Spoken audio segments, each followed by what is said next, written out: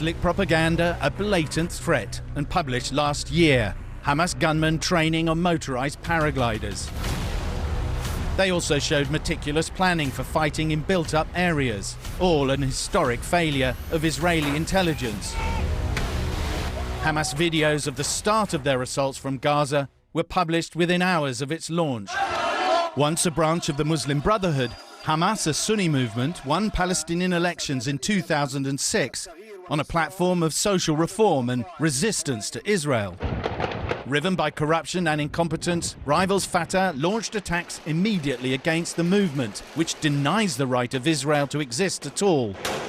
In the end, Hamas won control of Gaza, and its grip on the enclave of around 2 million people tightened as Israel and Egypt largely sealed it off, causing intense humanitarian problems. Hamas responded with waves of rocket attacks against Israel that got worse as the years went by. Israel counterattacked from the air and with ground assaults that left thousands dead, and Hamas still in charge. But Iran's influence has been key to Hamas's military power. The Iranians have trained Palestinian engineers in how to establish rocket manufacturing in Gaza. We know that the Iranians have provided certain production equipment which you need for the production of solid propellant rockets to Gaza and to other places as well. Israel knows it must battle Hamas on its own turf, in urban areas latticed with explosive traps and riddled with secret tunnels. And Hamas will draw on the experience of Iran-backed Hezbollah, which ravaged Israel's armor in 2006. All the while trying to protect the lives of at least 130 hostages that Hamas says they will kill if Israel's attacks continue. Dealing with violent groups backed by Iran, a country that's bent on destroying Israel and building a nuclear weapon that could do just that. Sam Kiley, CNN. Some perspective now from New York Times foreign affairs columnist Thomas Friedman, who's been covering the region and writing about it since the 1980s, whose best-selling account From Beirut to Jerusalem is considered required reading for students of the Middle East. Tom, why do you think this attack happened now? Why did Hamas choose to strike now? Was it divisions within Israel that they sensed, the looming Saudi deal?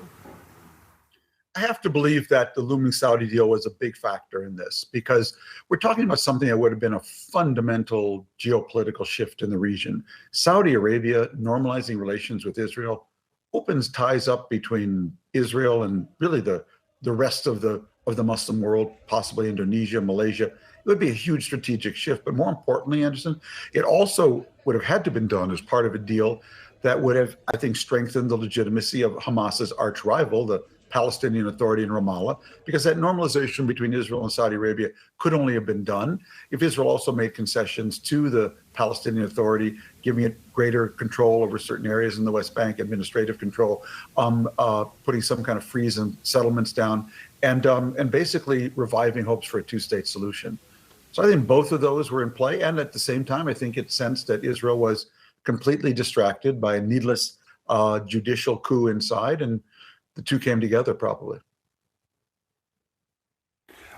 The big question, of course, about the level of Iran's involvement. U.S. officials have said they haven't seen a smoking gun, but certainly Iran supports Hamas, Islamic Jihad, certainly.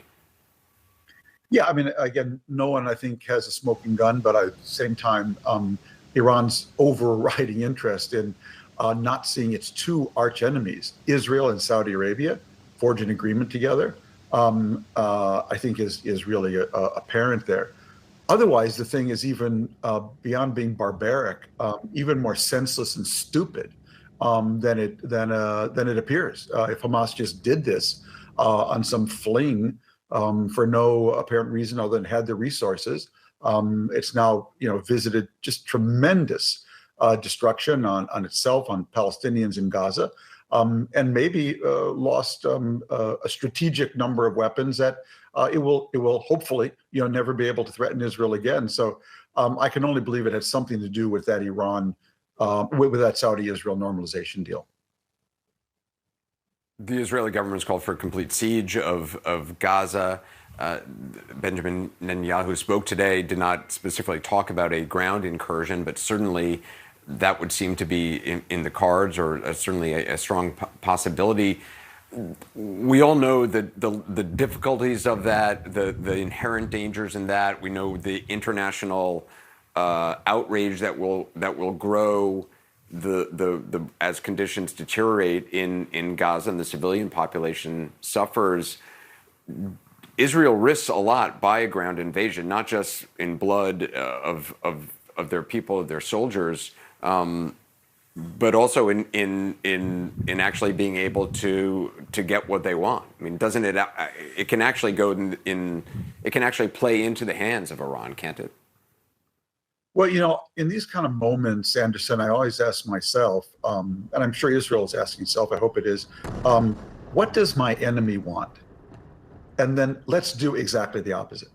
So what do Israel's enemies want right now? Iran and Hezbollah and Hamas. They want Israel to occupy Gaza, get enmeshed in a door-to-door, house-to-house fighting there, kill a lot of Palestinian civilians, and completely erode the moral high ground that it has right now, which does have real value. That's what they want. They don't care less about their people. If they did, Hamas would have been governing Gaza in a completely different way. I hope that Israel can achieve its goals of restoring its deterrence, getting its hostages back, but doing it in a way that is not going to play into the hands of Hamas. These are hard calls, I recognize, but you don't want to underplay it, you don't want to overplay it. But I hope Israel does not have to go into Gaza, or if it does, doesn't go far or deep. Is it possible, though, for Israel to avoid going into Gaza? I mean, if they want to stop Hamas's military capabilities moving forward from being able to do the same kind of attack, what other option is there? Well, I think that one of the things that Hamas has done, again, which sort of leaves you wondering what they were thinking, among many things, is that they've shown Israel every vulnerability it had in Gaza, and they did that for the purpose of inflicting 700 to 800 civilian and military casualties on Israel. But now where are you, Hamas? How are you better off? How are the Palestinians of Gaza better off? But you've just shown Israel, and blessedly for Israel, that it had all these vulnerabilities. The Israelis will study this. They will close them. Hamas has now fired off a lot of weapons, also shown Israel what new missile technology it had. So I think there's a lot of things that Israel can achieve in the long run that will leave Hamas much more weakened without having to go in and try to reoccupy the place. Because if not, maybe there's only one thing worse than Hamas controlling Gaza, and that's nobody controlling Gaza or Israel having to control Gaza. And so, this problem hasn't been insoluble for so many years for a reason.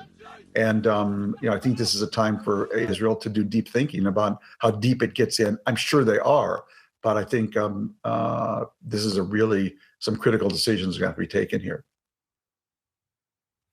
There are, I'm sure, plenty of civilians in Gaza who oppose Hamas, who don't like the Hamas regime, and yet they don't really have anywhere to go. I mean, Israel, the IDF will say go to other areas, but it is so densely packed, it is very difficult for civilians in Gaza.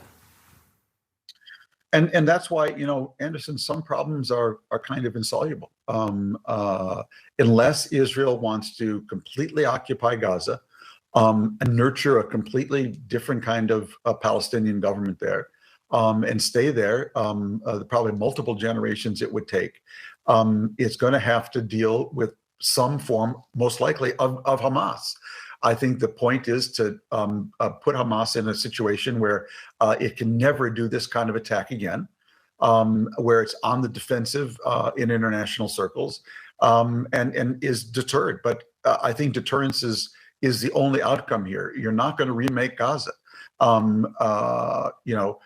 The notion of completely transforming that situation through military means is just not going to happen.